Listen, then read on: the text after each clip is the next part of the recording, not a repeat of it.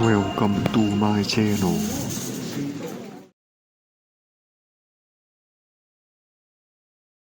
Does your wife come here often? The waiter didn't ask it like a normal question. He said it quietly, like someone testing the weight of a secret.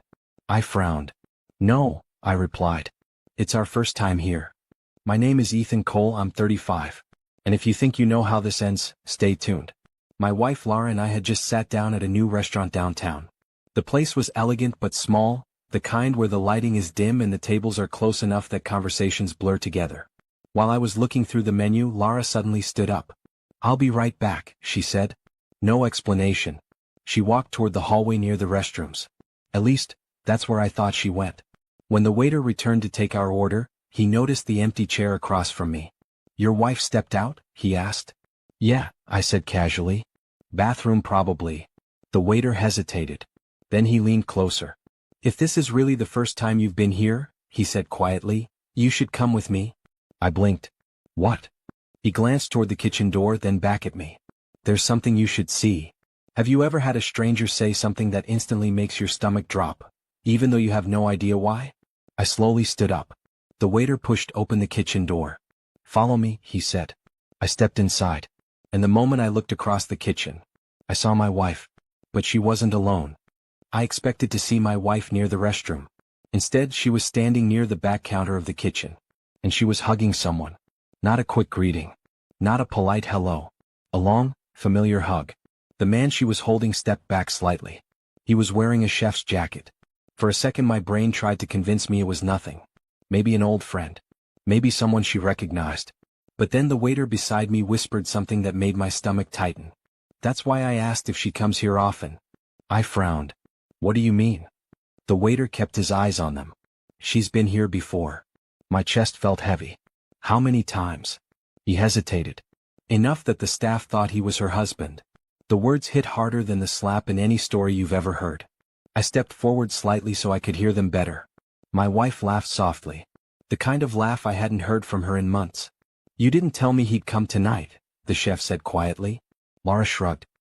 He had no idea about this place. The chef smiled. Does he still think those dinners are business meetings? My heart dropped. Business meetings. That was what Laura always told me when she came home late. I stayed silent in the doorway.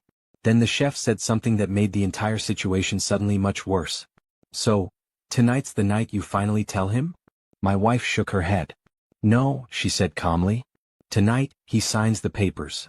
My first instinct was to walk straight into the kitchen and confront them. But I didn't. Instead, I stayed where I was and kept listening. The chef leaned against the counter. You're sure he'll sign? He asked. Laura nodded. He trusts me. The confidence in her voice made my stomach twist. What about the house? The chef asked. All included, she replied. Once he signs the joint transfer, everything moves to the new account. The new account. I had never heard those words before. Have you ever realized in one moment that the person you trusted most has been planning something behind your back for months? Because suddenly every strange thing from the last few weeks made sense. The business dinners. The legal email she told me not to worry about. The documents she asked me to sign but said we'd review later. The chef lowered his voice. And after that? Laura shrugged. After that, there's no reason for me to stay married. The words landed like a punch. Not anger. Something colder. Calculation. The waiter beside me shifted uncomfortably. I thought you should know, he whispered. I nodded slowly. Then I stepped forward. The kitchen door swung open. Both of them turned. Lara's eyes widened the moment she saw me standing there. For a second she couldn't speak. Then she forced a smile. Ethan, what are you doing back here? I looked at her. Then at the chef. Then back at her again. I think the better question, I said calmly, is what you were planning to make me sign tonight. I walked back to the table slowly, trying to look normal. Trying to look like a man who hadn't just heard his entire marriage being negotiated in a restaurant kitchen. The waiter stayed behind. When I reached the table, the first thing I noticed was the folder. Black. Thin. Sitting right where my plate should have been. Laura returned a few seconds later. Smiling. Like nothing had happened. Sorry, she said, sitting down. The line was long. I looked at her. Then at the folder. What's that? I asked. Oh, she said casually, sliding it toward me. Just some paperwork from the bank. The bank. Right. Nothing complicated, she continued. Just a property adjustment. It makes taxes easier. I opened the folder. The words on the first page made my chest tighten. Property transfer agreement.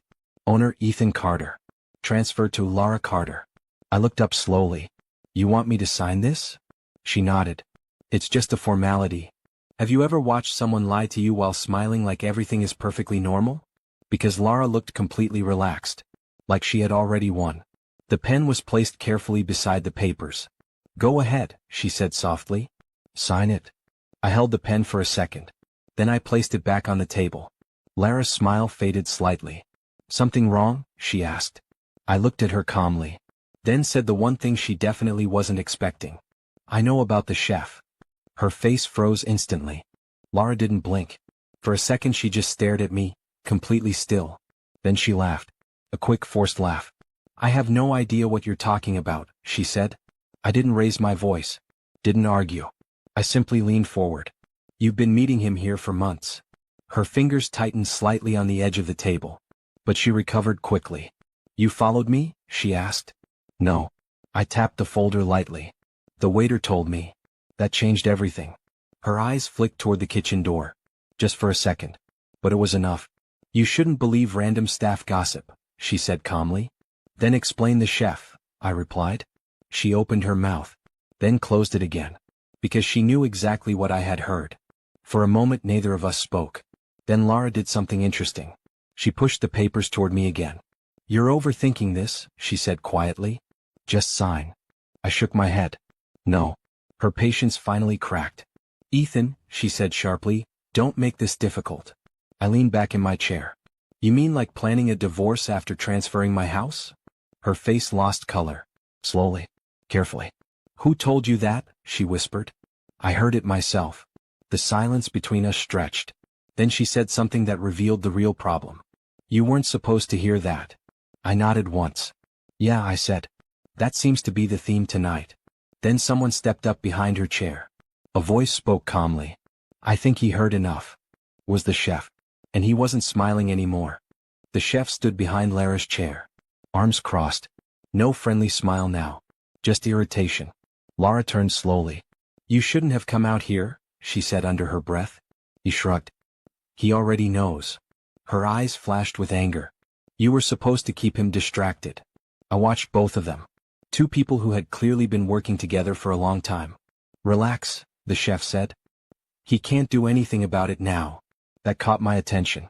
I looked at him. What exactly can't I do? He leaned slightly toward the table.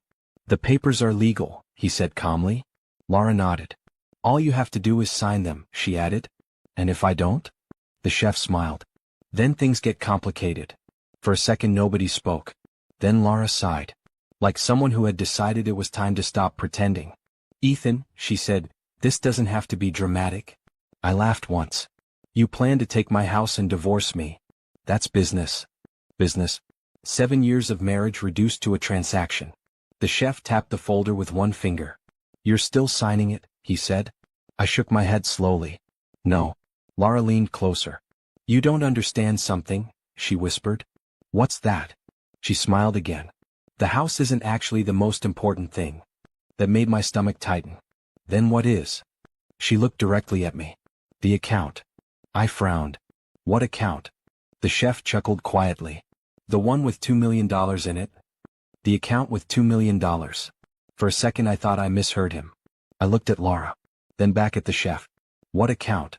Lara tilted her head. You really don't know? Her tone almost sounded amused.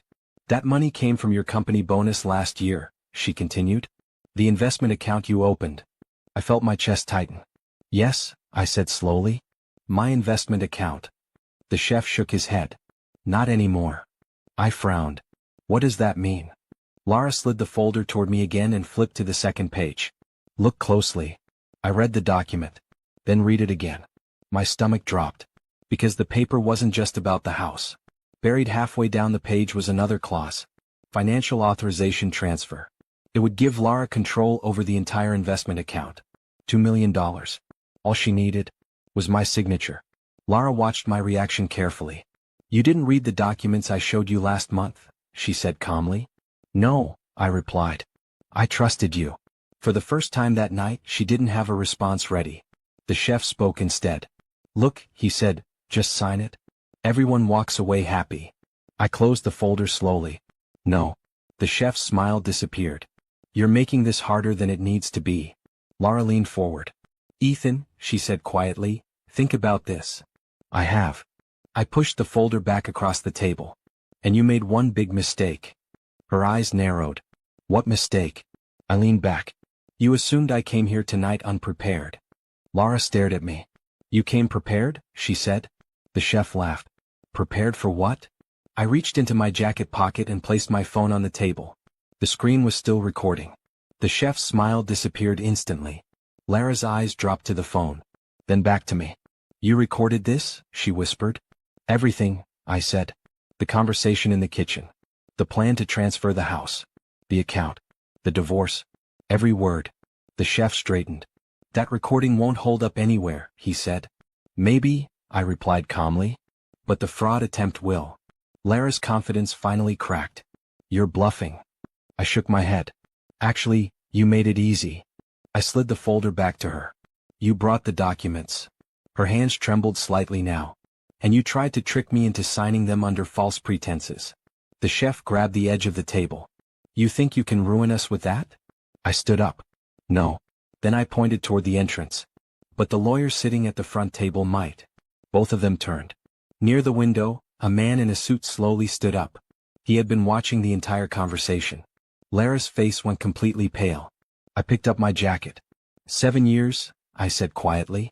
You could have just asked for a divorce. Neither of them spoke. I left the restaurant. Behind me, their entire plan had just collapsed.